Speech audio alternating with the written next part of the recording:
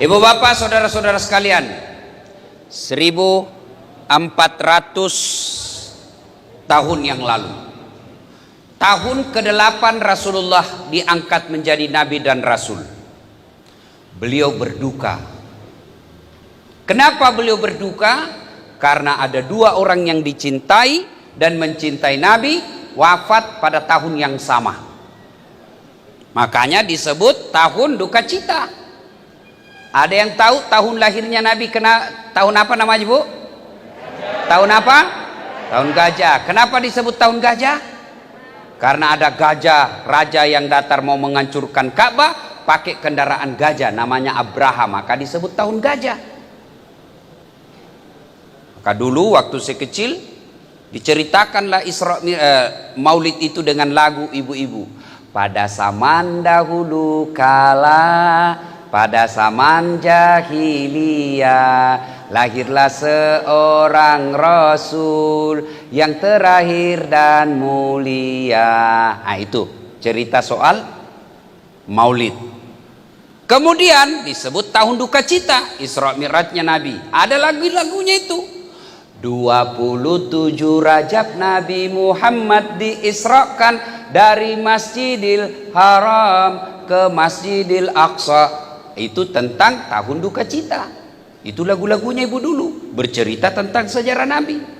Kalau lagunya ibu-ibu sekarang apa? Putar ke kiri nona, putarlah ke kanan, ke kiri, ke kanan. Apa gunanya itu? Bel-bel, apa beda gunanya itu? Itu ibu-ibu dulu bagus lagunya. Marah-marah suaminya, dia menyanyi lagi. Insaflah wahai manusia, bila diriku bernoda.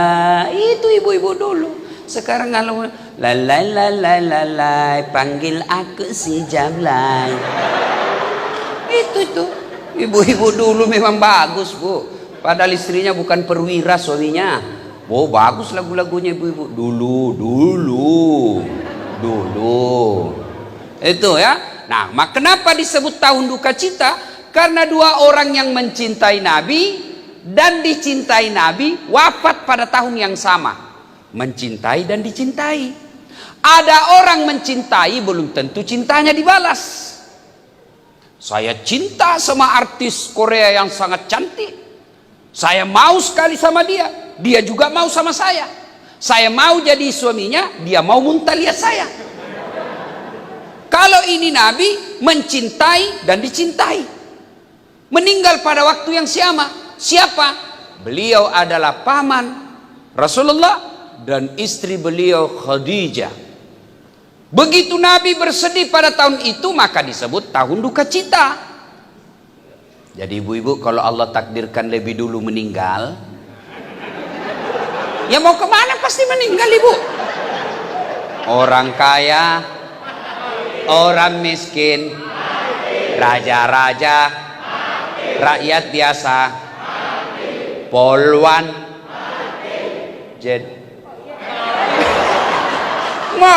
pasti mati. Iya toh? Kalau Allah takdirkan ibu lebih dulu meninggal, lalu suaminya berduka terus berhari-hari sampai berbulan-bulan. Ya Allah, mengapa engkau terlalu cepat mengambil istri saya? Ya Allah, separuh napasku sudah hilang. Istriku adalah bidadari duniaku. Aku tidak bisa melanjutkan hidup tanpa ada di sampingku. Memang dia tidak cantik, tapi akhlaknya luar biasa, membuat aku tak bisa melupakannya. Calon penghuni sorga. Kalau sebaliknya, begitu istrinya meninggal, dia masuk kamar berteriak, merdeka. Itu calon penghuni neraka. Ada juga kita begitu, Bu, setengah matinya kita dijajahnya. Padahal kita tentara, tapi dia lebih letnan lagi dari kita. Waduh, lebih jenderal lagi dari kita. Nyarinya 24 jam periksa handphone. Suaminya dijadikan tahanan politik. Ya. Nah, Nabi berduka, maka Allah memanggilnya. Jibril, kau turun jemput kekasihku Muhammad. Saya mau hibur dia. Kemana? Pantai Tanjung Bira. Banyak ubur-ubur. Ancol, bukan. Malino, bukan. Kemana? Langsung ketemu dengan Allah. Bapak-bapak kalau diundang Panglima TNI, senang apa enggak? Pasti senang. Saya baru-baru di WhatsApp Menteri Agama. Di WhatsApp Menteri Agama. Dengan hormat memohon kepada saudara Dasat Latif untuk membawakan hikmah Isra Mi'raj tingkat kenegaraan di Istana Presiden Republik Indonesia. Begitu saya terima itu WhatsAppnya, saya print. Saya suruh anggotaku, print kau ini. Saya bawa pulang kampung. Saya kasih lihat semua sepupuku di kampung. Sepupumu bos, Istana Presiden. Bukan kaleng-kaleng ini istana. Coba. Padahal presiden ada habis masa jabatannya. Presiden ada pensiunnya. Istana negara, istana yang angker. Semua orang mau masuk di situ, saling baku fitnah untuk masuk. Mana enak itu istana? Sudah berapa yang penghuninya sudah mati? Tapi saya bangga. Istana negara, simbol kenegaraan, rumah paling mewah. Bukan karena isinya, tapi status kenegaraannya. Bangga saya. Sampai selfie-selfie lagi. Pak Presiden. Coba. Senang kita. Gimana kalau Allah yang mengundang? Nabi lagi duka, diundang. Lalu mulailah diperjalankan. Dari Masjidil Haram ke Masjidil Aqsa. Makkah ke Palestina. Lalu take off, naik ke Sidratil Muntaha, ketemu dengan Allah. Allah pertunjukkan akhlak mulianya. Biasanya saya bertamu ke rumahnya Pak Jenderal Beni, saya dulu yang ketuk pintu. Assalamualaikum Jenderal. Tapi ini Allah yang memberi salam lebih awal kepada Nabi dengan mengucapkan Assalamu alayka ayyuhan nabiyyu wa rahmatullahi wa barakatuh. Nabi menjawabnya Assalamu alayna wa ala ibadillahi salihin. Ashhadu alla ilaha illallah wa ashhadu anna Muhammadar Rasulullah. Terjadi dialog menunjukkan perlakuan istimewa Allah kepada Rasulullah Muhammad sallallahu alaihi wasallam. Lalu setelah melakukan perbincangan, Rasulullah mengajukan proposal, permintaan. Ya Allah, umatku ini kecil-kecil, umatku ini pendek-pendek umurnya, kasihlah hadiah istimewa buat umat saya. Lalu Allah menyambut proposal itu. Muhammad, aku terima permohonanmu, aku berikan kau hadiah, yaitu sholat 50 kali sehari semalam, yang belum pernah aku berikan sebelummu. Nabi bersenang hati, turun ke langit ketujuh, tidak ada masalah. Ya Muhammad, ada oleh-oleh apa dari Allah untuk umatmu? Alhamdulillah Musa, saya diberi hadiah oleh Allah sholat 50 kali sehari semalam. Kata Nabi Musa, berapa bos? 50 bos. Bukan kaleng-kaleng ini, 50. Kata Nabi Musa, ndak salah mas bro. Jangan lagi kau cari dalam kitab bahasanya begitu. Ini bahasa Dasat supaya enak didengar bos. Kan lagi tren itu begini Bu toh? Apa maksudnya nih Bu? Salam apa ini? Hah?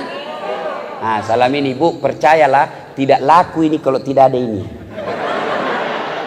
Mau dapat ini tidak ada ini, pret. Ya kan? Ah, kata Nabi Musa, kau naik diskon. Tidak mungkin umatmu mampu melakukan itu yang 50. Saya saja umatku gede-gede, besar-besar, panjang umurnya, kuat-kuat, tidak mampu kalau 50. Kau minta kekurangan lah. Naik Allah kepada Allah. Ya Allah, terlalu banyak bedek, kasihan. Tolong didiskon, kurangi ya Allah. Dengan maha pengasihnya Allah. Oke, Muhammad, aku kurangi menjadi 45. Turun lagi. Nabilah Musa, berapa pi? 45. Boh, masih banyak. Kau naik lagi minta kekurangan, naik lagi. Masih banyak ya Allah. Oke, kukurangi lagi 5, tinggal 40. Masih banyak. Mondar mandir setiap kali naik dikurangi 5. Terakhir kali tinggal 5. Nabilah Nabi Musa, bagaimana? Tinggal 5 bos. Masih banyak itu, tidak bisa. Nampaklah kecerdasan Nabi. Setiap kali saya naik dikurangi 5. Sekarang tinggal 5. Kalau saya naik lagi, tidak ada, sudah saya bawa pulang. Subhanallah, alhamdulillah. Apa yang dicemaskan Nabi Musa benar adanya. Sekarang saja tinggal 5, masih ada prajurit hari Jumat saja. La haula wala quwata illa billah. Tinggal 5 bos, masih kau tidak mau selesaikan. Jaga kau. Apa ini? Tinggal dikasih 5 hari Jumat saja Nabi bikin. Itu pun hari Jumatnya paling terlambat datang, paling cepat pulang. Duduk di dinding. Orang khotbah. Orang semua lihat dia. Tidak malu-malunya mau ditegur, tapi dia perwira.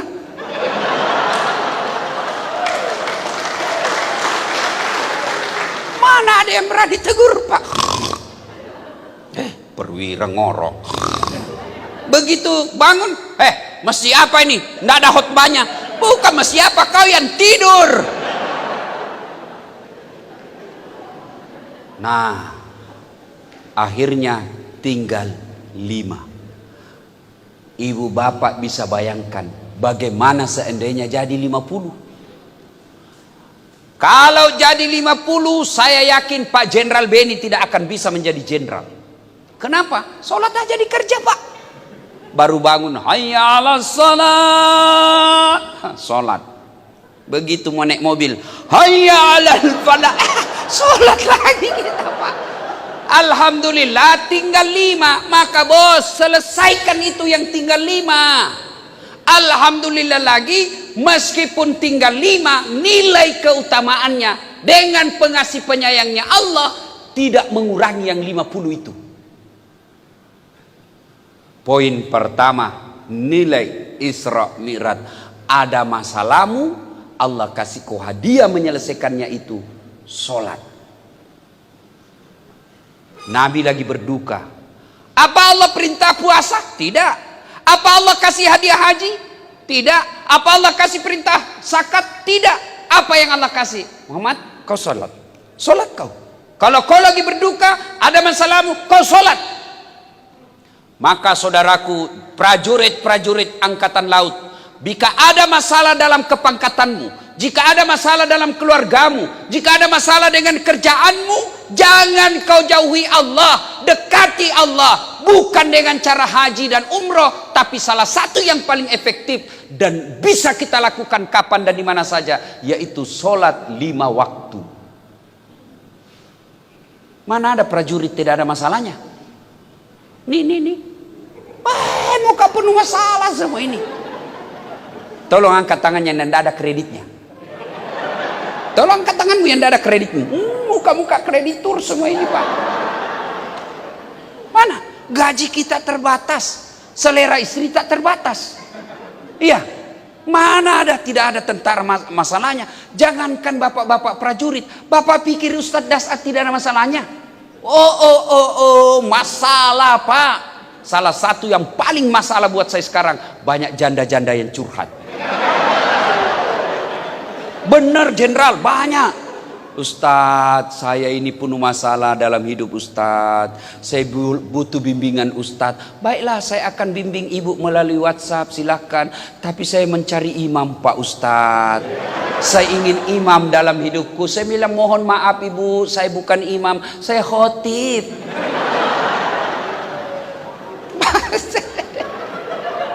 Pak, hidup ini penuh masalah. Contoh. Ada rumah tangga romantis. Panggil istri sayangku. Panggil suaminya abangku sayang. Romantis betul. Tapi apa masalahnya? Sampai sekarang masih ngontrak-ngontrak. Ekonomi masalahnya. Ada lagi rumahnya bagus. Mobil mewah. Tabungan cukup. Apa masalahnya? Suaminya selingkuh, istrinya membalas. Coba, iya toh? Rumah mewah, saling setia, ada lagi masalahnya apa? Tidak punya anak. Ayo. Rumah mewah, saling setia, ada anaknya, selesai masalahnya. Anaknya nakal, kena narkoba. Tidak ada rumah tangga, tidak ada masalah. Semua punya masalah. Maka ketika ada masalah, yuk aplikasinya sholat. Saya sudah sholat Ustadz. Kenapa masalah rumah tangga aku tidak mau selesai? Betul ibu bapak sholat tapi tidak ikhlas. Hayya 'alas sholat. Sholat lagi. Barusan kita duhur. Tidak ikhlas. Saya sholat Ustadz. Betul bapak sholat. Tapi sholatnya tidak sesuai yang diajarkan Nabi. Dia sholat tapi pikirannya kemana-mana. Allahu Akbar. Tadi duit 100.000. Beli pulsa 50.000. Beli coto 30.000. Mana yang 20.000 ya? Allahu Akbar. Belum dia dapat. Sami Allahu liman hamidah. Di mana aku simpannya? Bapak ketawa karena membayangkan diri sendiri toh. Saya sholat Ustadz. Betul sholat. Tapi bapak sholatnya main-main. Allahu Akbar. Bismillahirrahmanirrahim.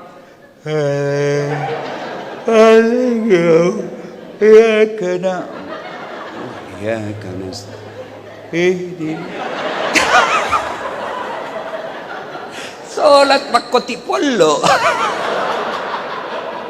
Siapa ajar kau beleng-beleng. Allahu Akbar. Ada juga sholat itu pakai keju-keju. Bapak sholat bayangkan diri sendiri. Pak, bagaimana ceritanya? Ya, jadi kalau ada persoalan kepangkatan kah itu, rumah tangga kah itu, ekonomi kah itu, sudah deh, lebih kau curhat kepada Allah melalui apa? Sholat. Tidak mungkin Allah berikan kejayaan kalau bapak tinggalkan Allah. Siapa yang punya dunia? Bapak jadi prajurit supaya dunianya baik. Jujur aja, munafik kalau bukan itu. Saya ngejar profesor di Unhas sebagai dosen, itu karena saya mau memperbaiki dunia saya. Tapi siapa yang punya dunia? Siapa yang punya dunia? Allah. Artinya mustahil Allah kasih dunia kalau yang punya dunia kita jauhi. Contoh, saya akrab dengan Gubernur Kaltim, Pak Isran Nur. Saya ke Kaltim. Assalamualaikum, Pak Gubernur. Pak Ustadz. Saya lagi di Balikpapan. Saya ada masalah ini Gubernur. Apa Ustadz? Saya mau silaturahmi sama keluarga saya, tapi tidak ada mobilku di sini. Oh, gampang Ustadz. Tapi saya lagi di Jakarta ini. Tidak ada masalah Ustadz. Tunggu. Gubernur telepon ajudan. Ajudan, siap. Itu ada Ustadz Dasat di bandara. Siap, perintah. Kau bawa ke mobil, isi full tankinya, jangan lupa kasih pembeli pulsa. Siap. Datang ajudan. Izin, Ustadz. Kiriman dari Pak Gubernur. Kuncinya full, ada sopir, ini pembeli oleh-oleh. Selesai masalahku soal mobil. Kenapa? Saya akrab sama yang punya mobil. Sebaliknya, ada prajurit angkatan laut. Tidak pernah ketemu sama ini Gubernur. Tidak kenal, tidak pernah lihat sampai ke Balikpapan. Assalamualaikum, Pak Gubernur. Saya dari angkatan laut. dan Lantamal 6 Makassar. Saya lagi di Balikpapan, mau jalan-jalan. Izin Pak Gubernur, pinjam mobilnya. Kira-kira siapa ditelepon gubernur? Ajudan? Bukan. Siapa? Kapolres. Tangkap itu, ada angkatan laut gadungan. Coba. Nggak pernah ngadu kepada Allah, nggak pernah ketemu Allah. 5 waktu lepas, hanya ketemu hari Jumat. Paling terlambat datang, paling cepat pulang. Tiba-tiba ada masalahnya, datang kepada Allah. Ya Allah, saya sudah capek hidup ya Allah. Ya Allah, saya sudah capek hidup ya Allah. Malaikat, Allah panggil malaikat, karena dia sudah capek hidup, cabut nyawanya. Apa gitu? Contoh lagi. Ini Pak Jenderal, bintang 1. Mudah-mudahan segera bintang 2. Jangan istri 2 Pak, bintangnya yang 2, bukan istri. Tapi berani Pak Jenderal tadi ini. Barusan saya dapat prajurit Pak, berani bicara poligami depan istri. Biasanya itu kan sembunyi-sembunyi. Ini ada istri beliau, saya bilang dalam hati, hebat juga ini Jenderal ini. Pak, beliau punya ajudan. Kira-kira kalau beliau panggil ajudan, ajudan! Apa sikap ajudan? Siap Jenderal. Biar dia lagi tidur makan pisang goreng, panggil. Itu langsung hilang itu Pak, langsung masuk ditelan bulat-bulat. Siap perintah Jenderal. Iya toh? Iya Pak Jenderal. Ada kira-kira ajudan dipanggil, ajudan, tunggu dulu Jenderal. Bila kau tunggu di kakimu bos. Kau berani tunggu-tunggu. Wah, ajudan, Bapak ndak lihat saya sibuk. Pret, mana bisa Pak? Ayo. Padahal beliau ada mutasinya. Beliau bisa tinggalkan tempat ini, pindah lagi ke tempat yang lebih tinggi. Begitu takutnya kita, ndak berani mengatakan tunggu, ndak berani mengatakan saya lagi sibuk. Lalu kenapa ketika Allah memanggil kalian para prajurit, hayya 'alas shalah. Sini kau. Saya kasih kau. Sini. Kau salat. Kau salat dulu. Salat dulu. Baru Allah membalasnya lagi. Hayya 'alal falah. Ibu bapak tahu itu hayya 'alal falah? Arti sederhananya, sini saya kasih kau kejayaan seperti yang kau mau. Saya mau jadi jenderal. Allah jawab, sini saya kasih kamu. Saya mau rumah tanggaku bahagia. Allah dengar, sini saya kasih kamu. Saya mau lunas utang-utangku. Sini kata Allah, gampang saya lunasi utangmu. Sini kamu. Hayya 'alal falah. Itu artinya, sini saya lunasi utangmu. Sini saya sembuhkan penyakitmu. Sini saya naikkan pangkatmu. Itu hayya 'alal falah. Allah panggil, Allah dengar doa kita. Tapi jawaban kita, tunggu. Lagi ada tamu. Tunggu, lagi ada pembeli. Tunggu, lagi sibuk. Ya sudah kata Allah, ya sudah. Kalau gitu kau tidak mau saya panggil, ya uruslah itu dirimu sendiri. Maka tantangan kita di Isra Mi'raj ini, ada masalah, yuk perbaiki sholat. Demi Allah, tidak ada orang sengsara hidupnya kalau dia baik sholatnya. Saya kasih contoh.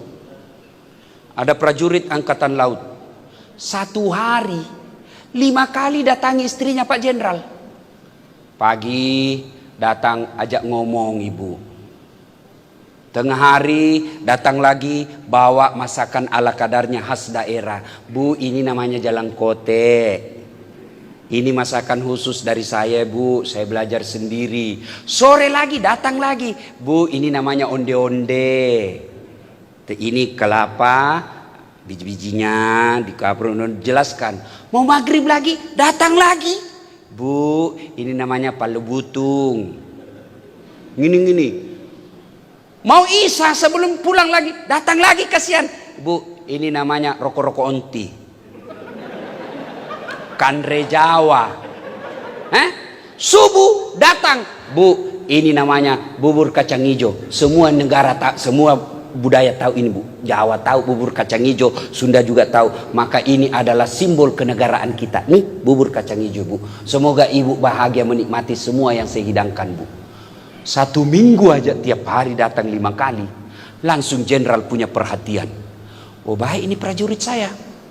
Siapa namanya suaminya itu?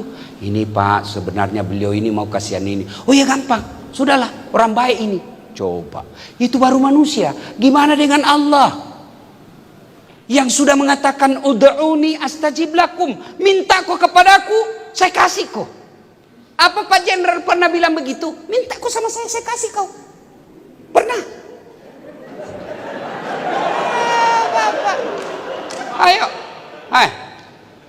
manusia mana pernah? Paling teman dekat aja, teman aja yang dibilang, kau minta bos, tapi jangan banyak-banyak ya.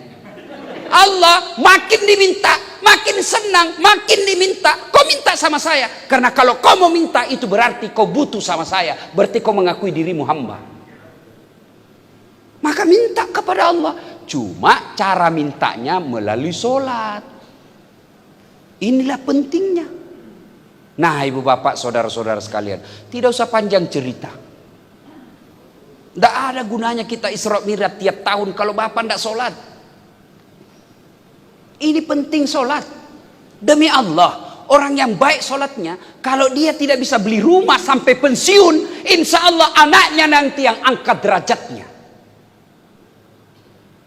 Kalau bapak tidak bisa jadi perwira, dari jadi tentara puluhan tahun hanya kasihan prajurit terus, tidak bisa pangkatnya menjadi perwira, nanti anaknya yang angkat derajatnya. Kalau bapak baik sholat. Tapi kalau sekarang jadi prajurit, tidak pernah sholat, ngerjanya nipu kiri kanan, nakut-nakutin orang, tidak pernah menghadap kepada Allah, sholatnya ala kadarnya, maka bukan cuma bapak yang hidupnya hina nanti, tapi anak-anak juga biasa ikut menderita. Maka rumah tangga yang baik, perbaiki sholat. Sholat kita disempurnakan insya Allah. Apa sih susahnya sholat ini? Kami tentara Ustaz, kadangkala piket Ustaz, tiba waktu sholat. Bagaimana caranya Ustaz? Bapak, jangankan piket, perang aja Pak boleh sholat. Namanya sholat khauf, sholat dalam keadaan perang. Gimana caranya Ustaz orang sholat dalam keadaan perang? Nah, misalnya bapak lagi 10 orang, 5 di depan, 5 di belakang, saf kedua. Gimana cara sholatnya? Saf pertama selesaikan 1 rakaat, saf kedua yang 5 orang pegang senjata. Yang saf pertama diselesaikan 1 rakaat. Saf pertama selesai 1 rakaat, dia lagi yang siaga. Saf yang kedua selesaikan 1 rakaatnya. Selesai 1 rakaat saf kedua, saf pertama selesaikan rakaat keduanya, dia lagi yang di belakang saf kedua yang siaga. Begitu pentingnya sholat, tidak boleh ditinggalkan meskipun dalam keadaan perang kau sholat. Dan sholat ini adalah puncak penghambaan kita kepada Allah Subhanahu wa ta'ala. Sholat ini adalah puncak penghambaan kepada Allah. Maksudnya apa Ustaz? Coba lihat. Puasa, boleh puasa sambil dengar lagu. Lagi lapar, daripada menghayal kiri kanan, putar lagunya Umi Rama. Mengapa minuman itu haram? Karena merusak kepikiran. Mengapa berjudi juga haram? Karena merusak keuangan. Mengapa semua yang asik-asik itu diharamkan? Mengapa semua yang enak-enak juga diharamkan? Jawabannya, itulah perangkap setan, umpannya ialah bermacam-macam kesenangan. Jangan lupa like and share. Itu Pak. Boleh bapak lagi puasa dengar musik, boleh. Bapak lagi tawaf, boleh sambil dengar musik. Ya Nabi salam alaika, ya Rasul salam alaika. Boleh. Bapak lagi sa'i, boleh dengar lagu. Ilahi salimil umma minal afati wan ni'ma wa min hamdi wa min umma bi ahlil badri ya Allah. Semua salatullah mullah ala toha rasulillah, salatullah salamullah ala yasin habibillah. Boleh sambil haji salawat dengan musik seperti itu, boleh. Ibu bayar zakat, boleh sambil nyanyi. Ibu sambil haji sambil dagang, boleh. Puasa sambil dagang, boleh. Bayar zakat sambil dengar musik, boleh. Tapi ketika ibu sholat, tidak boleh ada kegiatan lagi. Inilah puncakmu kau menghambakan diri kepada Allah, sembah Tuhanmu. Maka sholat tidak boleh ada kegiatan lain. Mana boleh kita sholat Allahu Akbar, begadang jangan begadang. Mana bisa. Langsung dia bilang, sudah lama ini ustaz sakit. Itulah pentingnya. Maka sholat ini puncak penghambaan. Haji boleh diwakilkan, puasa boleh. Generasi kita ketika kita wafat ada udang, menurut sebagian pendapat ulama boleh digantikan oleh ahli warisnya. Tapi sholat tidak boleh. Saya malah sholat deh, siap jenderal, saya yang ganti jenderal. Terserah jenderal mau diganti berapa rakaat jenderal. Nggak bisa mentang-mentang jenderal mau diganti sholat, nenekmu punya neraka. Inilah pentingnya sholat. Maka saudaraku para prajurit angkatan laut, mari tunaikan sholat. Salatlah dengan sebaik-baiknya. Karena ini adalah puncak penghambaan kita kepada Allah Subhanahu wa taala. Ibu